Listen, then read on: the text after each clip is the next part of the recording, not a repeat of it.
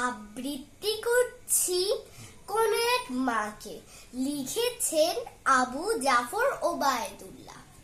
কুমড়ো ফুলে ফুলে নুয়ে পড়েছে লতাটা, সজনে ডাঁটায় ভরে গেছে গাছটা। আর আমি ডালের বড়ি শুকিয়ে রেখেছি। খোকা, তুই কবে আসবি, কবে ছুটি? চিঠিটা তার পকেটে ছিল, ছেঁড়া আর রক্তে ভেজা। মাগো, ওরা বলে সবার কথা কেড়ে নেবে, তোমার কোলে শুয়ে গল্প শুনতে দেবে না। বলো মা, তাই কি হয়? তাই তো আমার দেরি হচ্ছে। তোমার জন্য কথার ঝুড়ি নিয়ে তবেই না আমি বাড়ি ফিরব।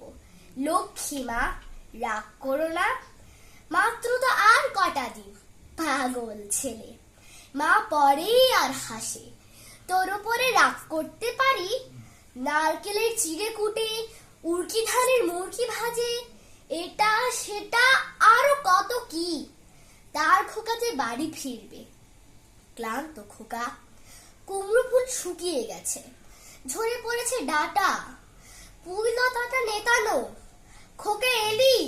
ঝাপসা চোখে মা তাকায় উঠোনে উঠোনে, যেখানে খোকার সব শকুনিরা ব্যবচ্ছেদ করে। এখন মার চোখে চৈত্রের রোদ, পুড়িয়ে দে শকুনিদের।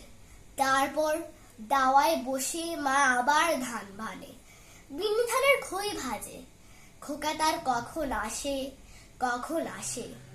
এখন মার চোখে শিশির ভোর, স্নেহের রোদে ফিটে পড়েছে। ধন্যবাদ।